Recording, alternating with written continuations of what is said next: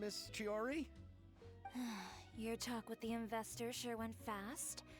The aqua bus hasn't even arrived yet. Oh? And who are they? Allow me to introduce you. This is the Traveler and Paimon. Pleased to meet you.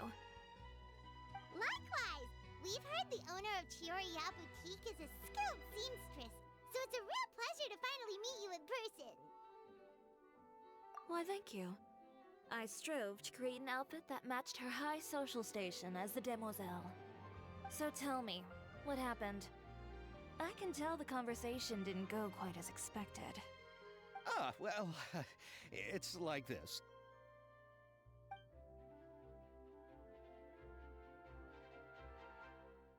Ugh.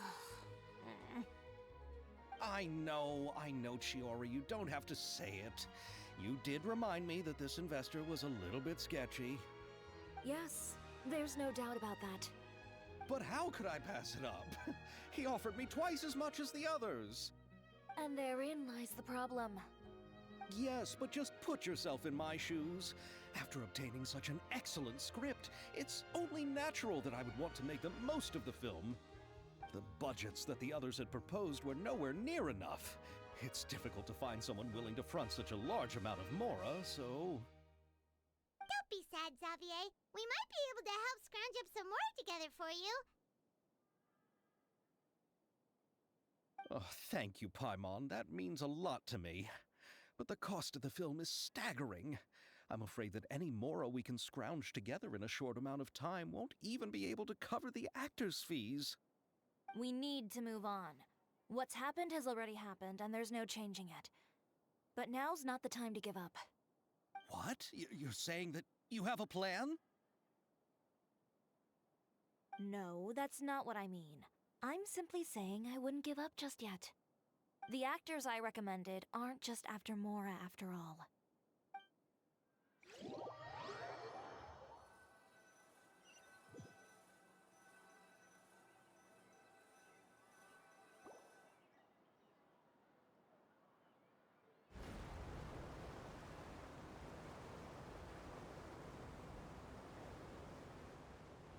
Really? Then where do you live? We Melusines live in Marcy Village. The only way to enter is from underwater. Oh, you must be pretty tired after work every day, right? I mean, you have to swim all that way just to go home. We are so thoughtful. But some Melusines choose to live in the Court of Fontaine because it's so much more convenient. This is our stop. Oh, we've arrived, but I haven't even finished chatting with Aval yet. I also enjoyed Aval's introductions to Fontaine along the way. It was so clear and detailed that we can't help but want to hear more. Thank you so much. I'm usually working here on this aqua bus, so I hope I'll have the chance to see you again. There are still many more places I'd like to introduce to you.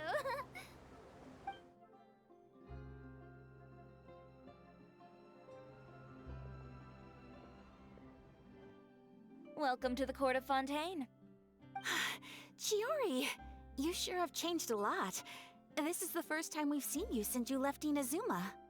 I haven't realized it's been so long. I was in such a rush when I left that I didn't even get to say goodbye. Thank you for extending the invitation, Mr. Xavier. I'm looking forward to a fruitful trip here in Fontaine. It's an honor to have the head of the Kamisato clan visit us. So they're who you meant when you said you had actors coming from Inazuma? Oh? It's the Traveler and Paimon. Wow, what a coincidence! Ayaka and I were just talking about you on the way here. Are you also here for the film? We just ran into Xavier earlier and came over with him. But I'm not an actress. Sir Kamisato and Lady Ayaka are the real actors here. I'm just tagging along with Ayaka to have a good time together.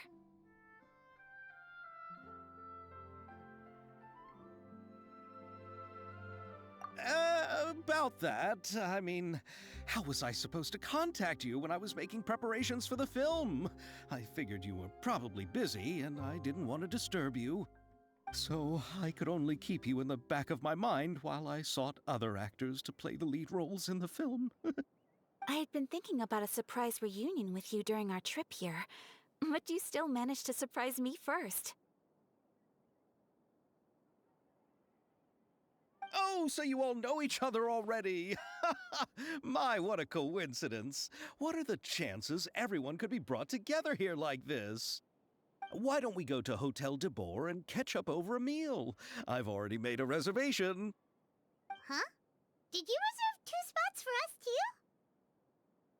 Yes, of course, of course. I'll be sure to tell the boss to serve a few more delicious dishes just to make sure there'll be enough food.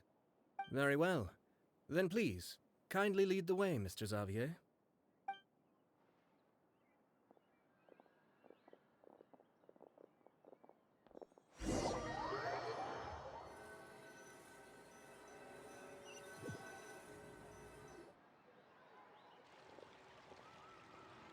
Wow, the buildings in Fontaine are so tall. Just look at how big they are. And there's the fountain that Aval mentioned earlier. It really is a magnificent sight. And look at that huge spinning sphere. Where does it get its power? Wait a sec! Could it be one of those clockwork mecha we've heard so much about?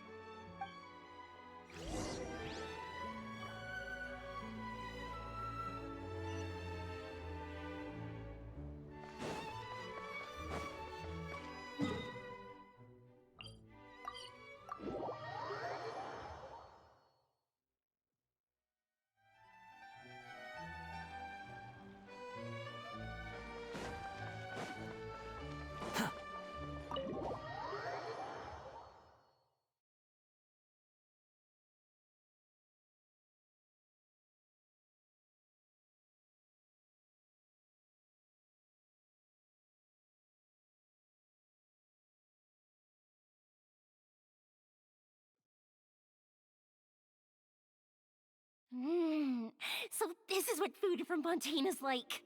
It sure is different from what we have in Inazuma. How should I describe it? It seems like you have to go through a lot more steps to make them. And the flavor has many layers too. Ah, yes. When I first went to Inazuma, I actually thought the food there tasted a little too bland. It took some time for me to get used to it. Let's get back to the purpose of this trip for a moment, shall we? How have preparations for the film been coming along, Mr. Xavier? Well, I've already assembled most of the film crew, a lighting specialist, a prop manager, and a costume designer. I've also bought the copyrights from the novel's author. Oh, it's called The Two Musketeers, right? I read the script you sent me on the way here. The story is pretty good.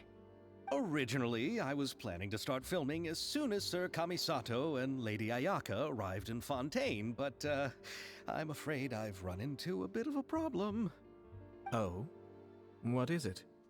It has to do with the film's investor, Mr. Morris. He suddenly informed me this morning that he's encountered some financial trouble and will be unable to release to me the amount of funding agreed upon. It's said that Fontaine's legal system is well developed. If he has violated the contract, then can't you simply take him to court over the matter? Well, I'm still more concerned about filming. Even if I were to take him to court, I'm afraid it would take months before the case could even be heard. Then, is there a way we could raise funds ourselves to solve the problem? I've considered that option too, but unfortunately, it's difficult to gather such a large amount of mora on such short notice. Besides, we have to consider the film festival's submission deadline. Mr. Xavier, if Ayaka and I were willing to perform for free, would that resolve the problem you are currently facing? What? No, out of the question. To have you come all this way just to act for free? Oh, no, that won't do. There's no need to worry, Mr. Xavier. My brother and I had actually intended to work for free after receiving your invitation. Inazuma has only recently reopened its borders, and needs to strengthen its relations and cultural ties with other nations. We didn't have many collaboration projects with Fontaine in the past, so we hoped this trip would serve as a good start for the future. Indeed. You could say that's the real reason why the Yashiro Commission agreed to come to Fontaine. I understand, but having you two act for free just doesn't seem right. Not at all. While we're officially here to conduct a cultural survey of sorts, we must express our sincerity if we want to establish formal cultural ties with your nation. This film will serve as proof of friendly cooperation and cultural exchange between Inazuma and Fontaine. It's my hope that the film can be finished and released as smoothly as possible. If you still don't feel comfortable with this arrangement, I would also be more than happy to be introduced to some other renowned individuals in Fontaine's literary and artistic circles. All right, I'll do as you say. Thank you so much. I'll make sure to cobble together enough mora now, even if it means selling my house, my camera, and every single family heirloom. Come on now, no need to go that far.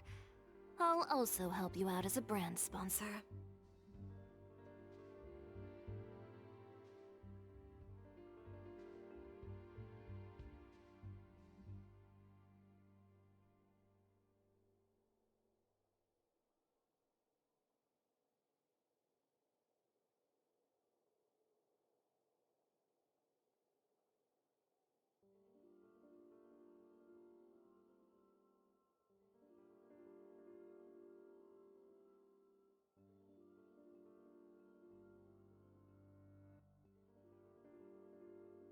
Me too! Even though I didn't bring much more to spend on this trip, it's still better than nothing.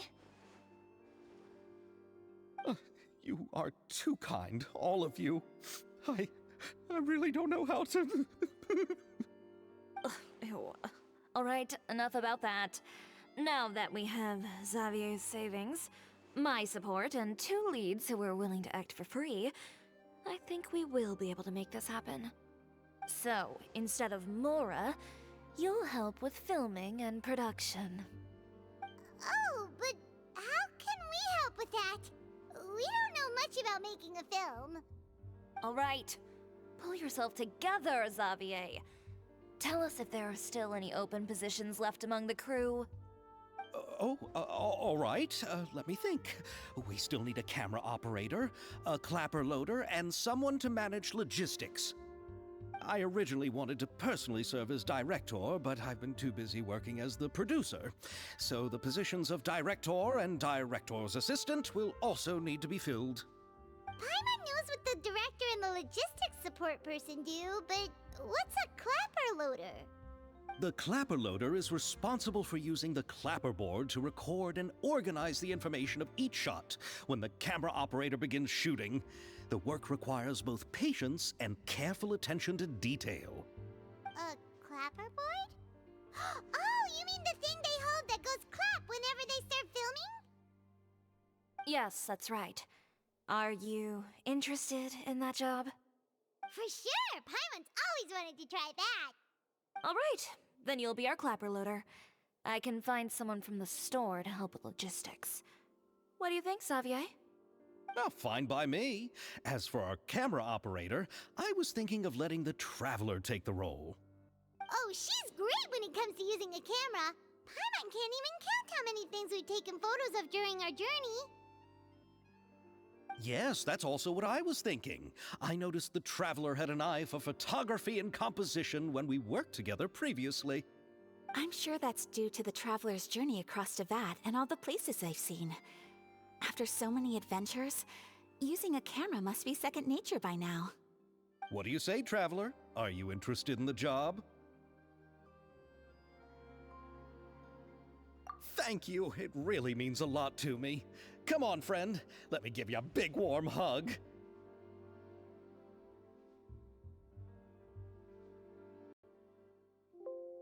So, all that's left for us to find is a director and an assistant. Oh, me! I want to be the director's assistant. All we need to do is help the director, right? I can handle that. All right, then all we need is a director.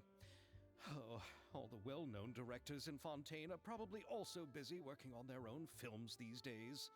I'm not sure who will have time to help.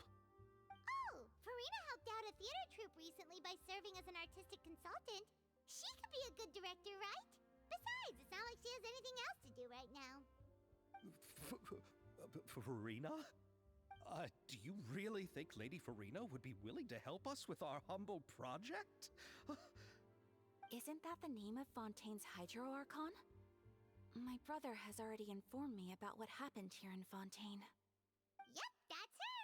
She helped out a theater troupe not too long ago, and now she's taking up work as a director. Well, I saw that musical. Her performance was perfect, and the storyboards were also excellent. Don't let her form or identity intimidate you. She's the best candidate we can think of right now. You'll never know until you give her a shot. fine. You're right, Shiori. I'll do anything for the sake of my film. Anything! Then I'll have to ask the Traveler and Paimon to show me the way to Lady Farina's residence. I just hope she'll agree to help. Do you need us to also come along? No, there's no need to trouble you with this. Besides, you've just arrived in Fontaine, and I'm sure there are many places you would like to visit. Just leave this task to me. It's part of my duties as the producer. Very well. Then we'll be waiting to hear the good news. I'll go with you. By the way, you might want to consider bringing a gift. And don't worry, we won't simply drop you off at Farina's place. We know Farina pretty well by now, so having some familiar faces there should help your chances. Besides, the whole thing was our idea in the first place. All right, then I'll start making preparations. As for the gift... A gift for someone who was once seen as the Hydro Archon. I wonder what she would like. I recall that Lady Farina once fancied a clockwork ring, so perhaps I should get another exquisite clockwork contraption for her. Huh? Can't we just bring some desserts, like the Fontinalia mousse? But wouldn't that be a little too cheap? She does like desserts, though. Isn't the Fontinalia festival happening right now? I heard Abel tell us on the Aquabus that Farina introduced the tradition of going door to door and asking for sweets. To do something like that, she must have a real sweet tooth. I agree with Yoimiya. If the gift is too fancy, it might actually make her feel more uncomfortable. Alright then, let's go buy some Fontinalia mousse.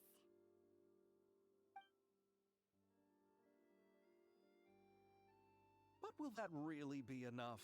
We'll be asking her to do a lot of work, you know. You're right. We need to further sweeten the deal. Huh? You want something even sweeter than Fontinalia mousse?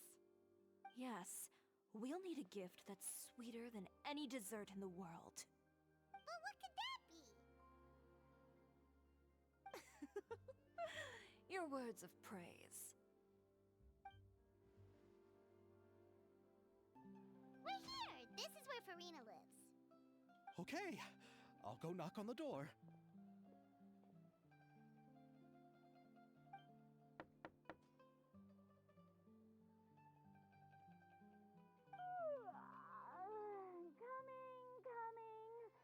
Coming. Seriously, who's knocking before afternoon tea? Who are you? Lady Farina, please allow me to introduce myself. I am Xavier, a film director. Hello. Oh, is that the Traveler and Paimon I see behind you? And who's this? I'm Chiori. Ah, the one from Chioria Boutique. Hello, hello. So, what are you all doing here? Do you need something? Did you just get up, Farina? It's already past noon, you know. Huh? Oh, Paimon means the weather is so nice in the afternoon and the sun is so warm. Just like how you make us feel. Sleeping in late is a really smart idea. No. I was just up late last night reading some novels. What does sleeping in have to do with the weather? This is a small gift we've prepared for you, Lady Farina. We hope you like it. No need to be so formal. I'm just a regular person like everyone else now. Is this Fontinalia mousse? It's one of my favorites! That's great! So, actually, there's something we need your help with. Given your renowned passion and understanding of drama, I would like to ask that you serve as the director of our film crew.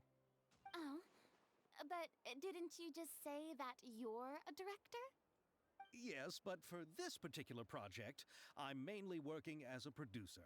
Besides, I'm sure that your understanding of the performing arts far surpasses my own, Lady Farina.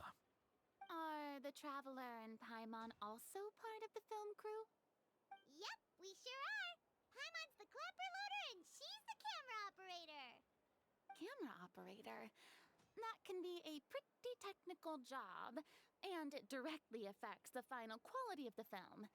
Are you really up to it?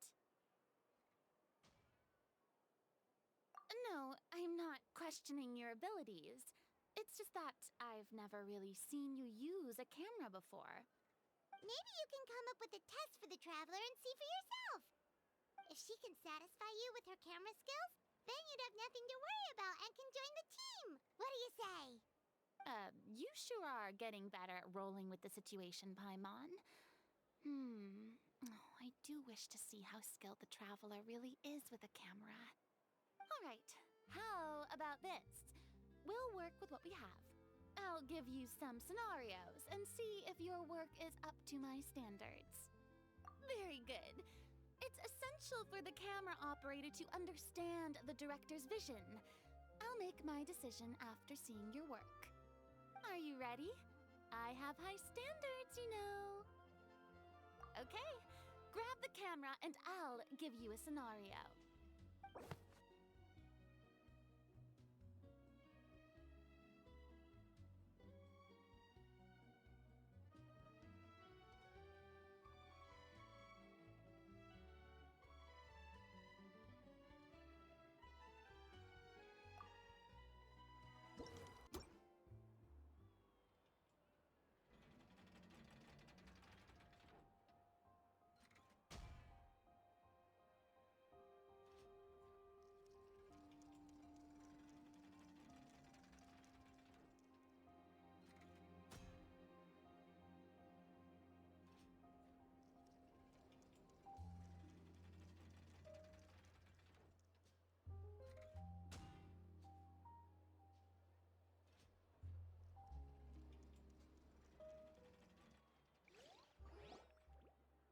Oh, it appears that you have more skill than I thought.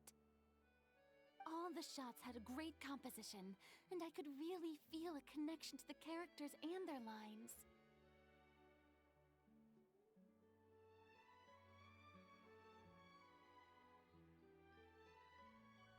Yeah!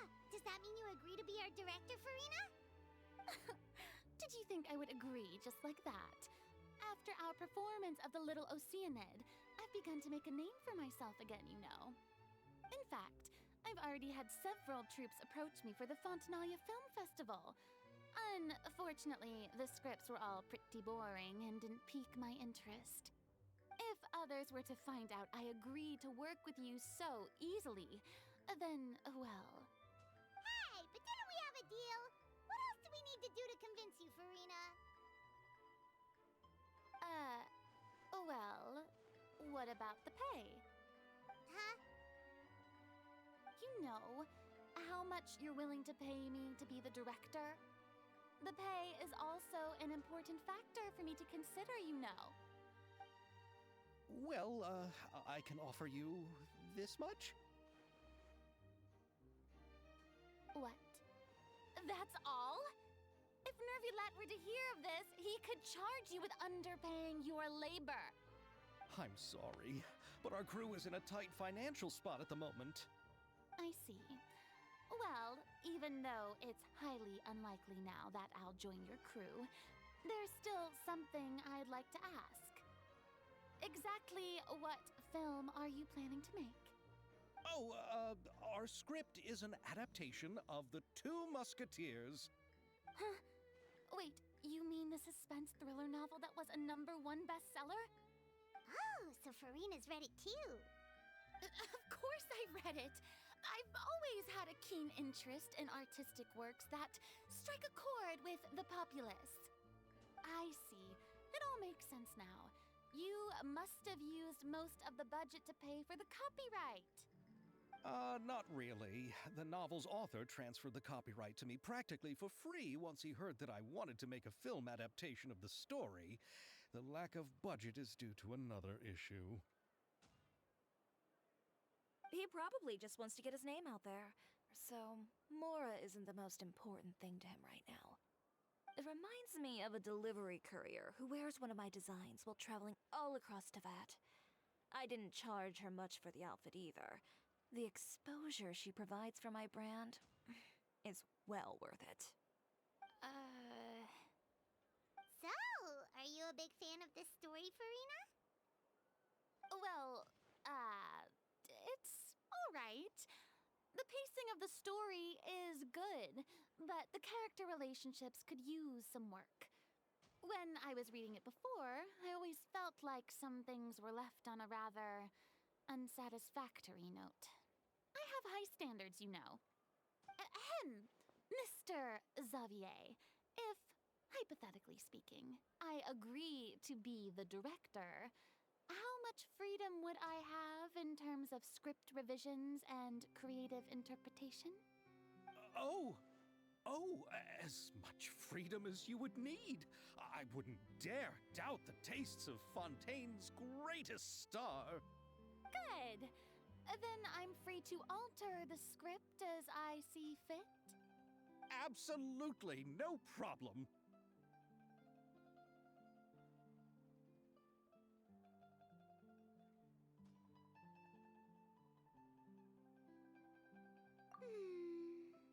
All right. It seems that your crew really can't go on without my care and direction. So, you agree? Yes, I agree. Although the pay is well below what someone of my caliber deserves, a great script calls for a great director. I mustn't let a perfectly good story be ruined due to lack of funds. If you have fine cheese and bread, you wouldn't just let it sit on the counter and get moldy just because you lack an oven, right? Oh, Hydro Archon above! I'm not dreaming, am I? Somebody pinch me. There's no more Hydro Archon, you know. And it's still a little early to celebrate. There's a lot that goes into shooting a film. Although the trickiest tasks of finalizing the script and casting the actors have already been taken care of, we'll still need to reserve filming locations. Not to say set up lighting and props. And by the way, since we'll be filming the 2 Musketeers, we'll need to find an action choreographer. Ideally, a professional who has actual experience with muskets. Yes, I've thought about this as well. I was hoping that you might know someone who could handle the job. Me? If this was before, I could have simply asked Florand. But it's already been some time since I last talked to her. Navia can also use firearms, but unfortunately, her style is quite different from that of the characters in the story. Could we ask the Special Security and Surveillance Patrol? Oh, you mean the Special Patrol's Musketeers? Yes, that's right. They work with muskets every day. I can't think of anyone more qualified than them. They would be under Nervilette's jurisdiction. Unfortunately, I, don't have any connection with them at all. So, in the end, we still have to start by talking to Nervilette. No need to go to all that trouble. I know their Captain Chevres. Oh, you do? Wait, Chiori, how do you know the captain of the Special Patrol's Musketeers? No particular reason. Running a business means dealing with some trouble from time to time, and she's helped me out on a few occasions. In return, I've helped her handle a few situations in which the Special Patrol couldn't get involved directly. So, we've gotten to know each other over time.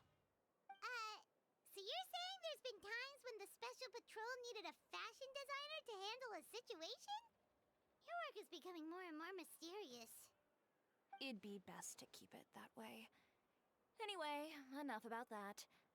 What do you all think about asking the captain to be our musket action choreographer? She sounds professional enough. She is a captain after all. I have no objections.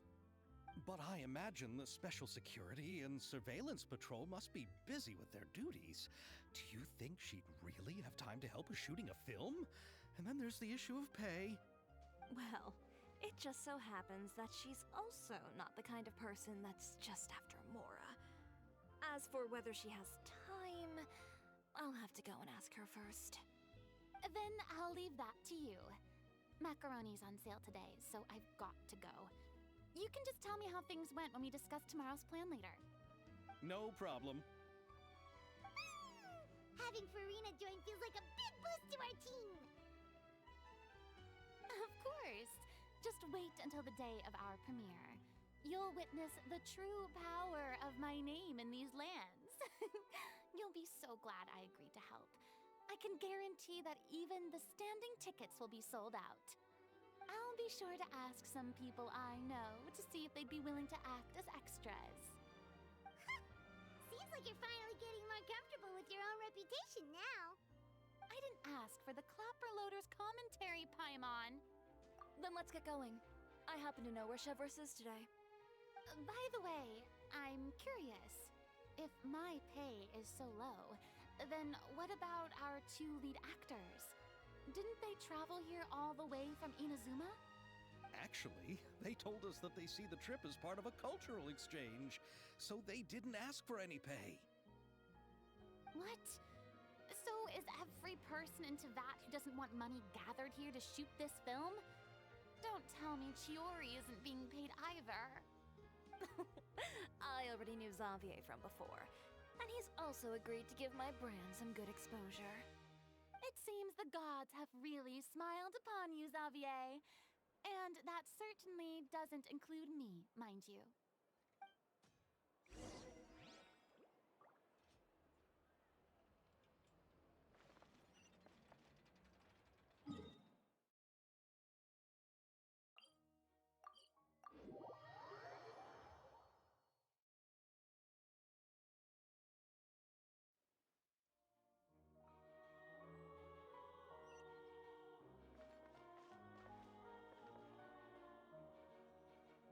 Behold!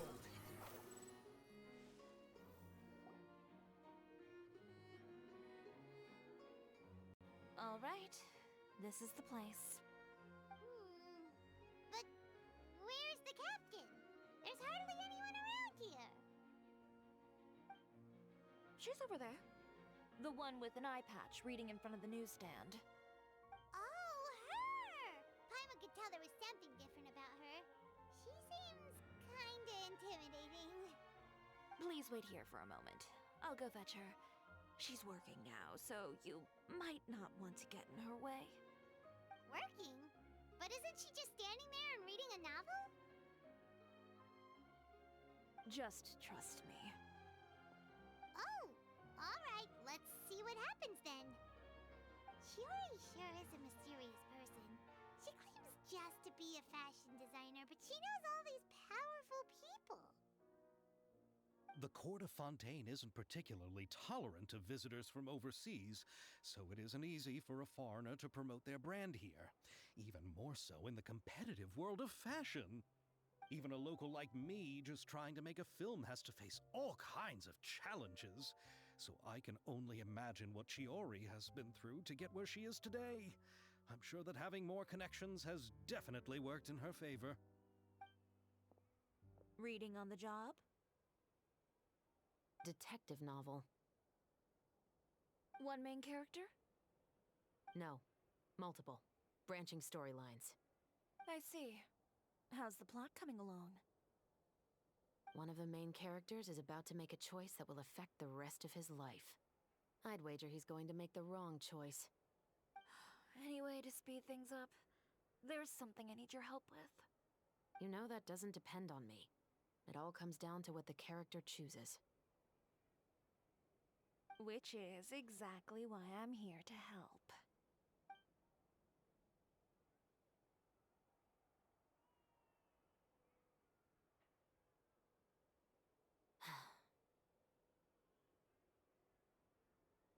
All right. It appears he made the wrong choice in the end. Halt! Huh? What's going on? Hand over whatever you're holding. Oh, it's just a book. I didn't buy anything else. Then I'm sure you wouldn't mind letting me have a look. Excuse me, officer. I don't mind you standing around here, not purchasing anything, but I'd prefer if you didn't disturb my customers. It's bad for business, you know? Don't give me that act. You won't be able to get off so easily either. I am Chevras, Captain of Fontaine's Special Security and Surveillance Patrol. I will say this one last time. Hand over whatever you're holding at once. And before you do anything unwise, let me remind you that I'll have you on the ground before you can even think about making a run for it. All right. I'll give it to you. But please let me say something first. If there's any contraband in that book, then the shopkeeper here is the one who slipped it in. I don't have anything to do with this. Why, you trying to leave me on the hook, huh? You were the one who said you wanted it. Save it for the interrogation room. Take them away, Letelier.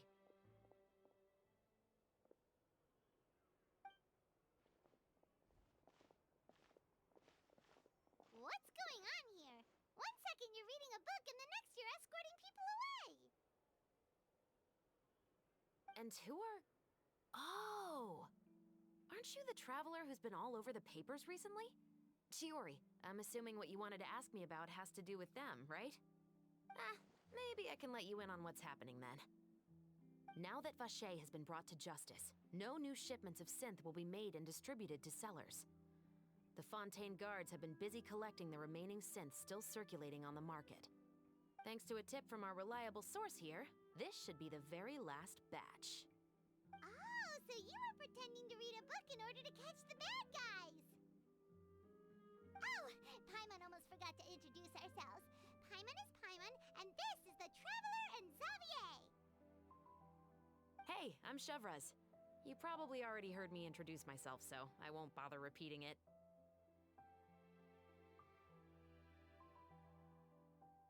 Yeah, why didn't you make a move as soon as you had the chance? Were you worried that my intel wasn't accurate? No, I wanted to see if the shopkeeper would turn himself in first. All he had to do was come up to me and say that he didn't know where the synth had come from. If he did that, then I wouldn't have had to press charges on him. He had the whole day to turn the synth over to Chevras. But instead, the moment I came up and blocked Chevras' line of sight, he took the opportunity to sell it off. Yep, he made the wrong choice, even though the right choice was right there in front of him. But you knew they wouldn't make the right choice. Yeah, I knew. I was just hoping I'd be wrong for once. Enough about that, though. What did you want to ask me about? Oh, you see, it's like this.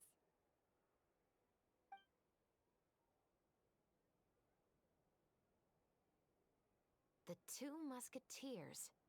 You certainly have a good eye for a story. So what do you need me to do? Just be the action choreographer for the actors?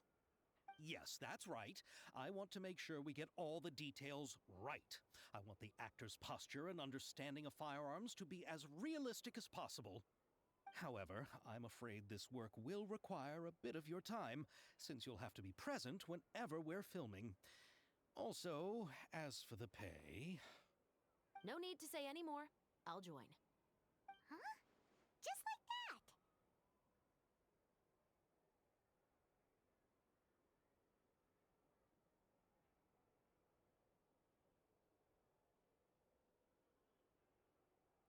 What Bullchecker is really saying is, if wanna fight the Oni King, you have to go through Sky Cleaning White Iron Lavender Melon first. Really? You're willing to help us with our humble film project? Sure, it's no big deal. As I said, we've wrapped up our investigation here, so I don't have any other tasks on my plate for the moment. Besides, I personally really like this novel. I even have the collector's edition at home. Stories where justice prevails over evil never get old for me. Then we've got a deal? Yes, I'll see you on set tomorrow. Oh my! I can hardly believe it! I should tell Lady Farina immediately. Oh, and I must tell the prop manager and lighting technician to get everything ready. We start filming tomorrow! Calm down, Xavier. The film is going to take more than just a day to finish. Still, I should also head back now and start preparing the actors' costumes and makeup. Alright, guess that's it for today then. Traveler, Paimon, please stay for a moment. I have something to tell you. Then I'll take Xavier back. Poor thing. He's so excited that he can't even walk straight anymore. I don't want to spend our first day fishing our producer out of the fountain.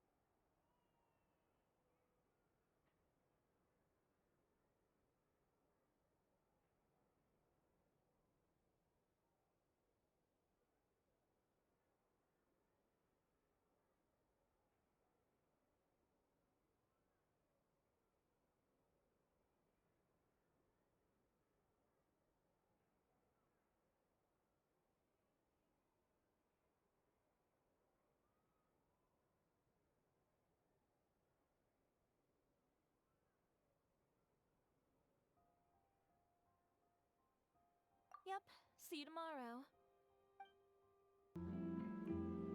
So what did you want to tell us, Chevres? Have you read The Two Musketeers?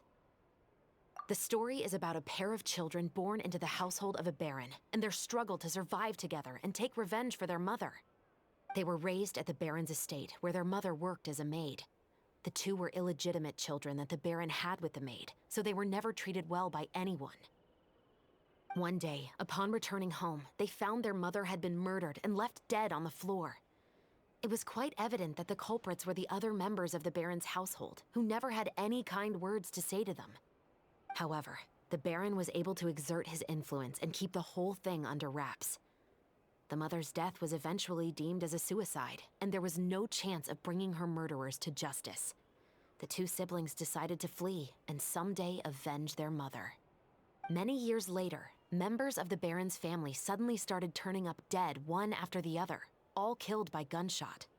A rainbow rose was found on each of the victims' bodies, being the flower that the kid's mother liked best. The baron believed that the mother's soul had come to take vengeance on him, so he lived in fear each day. But it was actually those two siblings who had fled all those years ago. They relied on each other to survive and trained day and night, eventually becoming adept musketeers. They used all of their abilities to collect evidence and clues before executing their plan and exacting revenge on the Baron. Their actions let the truth behind their mother's death be known to all. That's quite an exhilarating story. Yep, the Baron got what he deserved for his evil deeds, and justice was able to prevail. It was just the kind of story I enjoy. Oh, so is that why you were so willing to join our crew, Chevraz? You could say it was one of the reasons. Oh, you mean there were other reasons too? I've read the reports about you.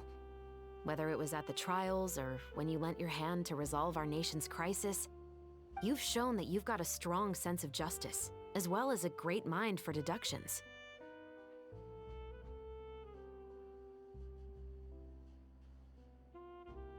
Yes, you're as sharp as I expected. It seems you've experienced many similar situations before. There's been a recent murder case involving Muskets. The perpetrator's methods appear to be very similar to what is described in the novel. Huh? Really? But Paimon didn't see anything about that in today's papers. The Marechaussee Phantom hasn't yet released any information to the public because the investigation is currently at a standstill. The murderer is extremely cautious. A murder involving firearms? But not that many people use those in Fontaine, right?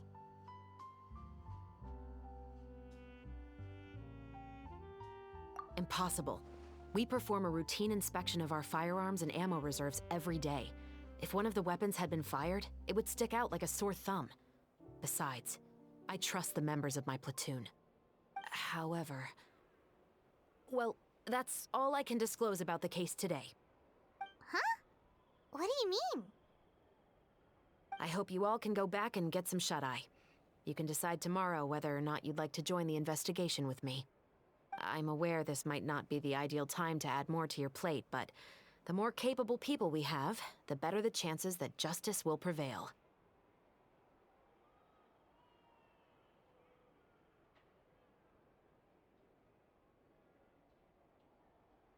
Carrying out investigations isn't actually supposed to be our responsibility. Our job is to apprehend the perpetrators. Finding them is really up to the Marechaussee Phantom. You could say I'm taking part in the investigation out of personal interest. I don't want people to see Muskets in a negative way, and also, I'm concerned about the similarity between the crimes and the story. You mean they might be connected somehow? I suspect so. Just to make myself clear, this is not an order, nor is it a deal of any kind. It's a request, nothing more. If you two have any interest in the case after we finish filming tomorrow and are willing to assist me, then I would be most grateful. What do you think, Traveler? Yeah, you're right. Paimon's getting a little tired, too. We've really been hustling all day. You'd better head back and get some rest. It's good to keep a calm mind, especially when you're about to make an important decision. Otherwise, when the moment comes, you might end up like that shopkeeper and not even realize that the right choice is right there in front of you.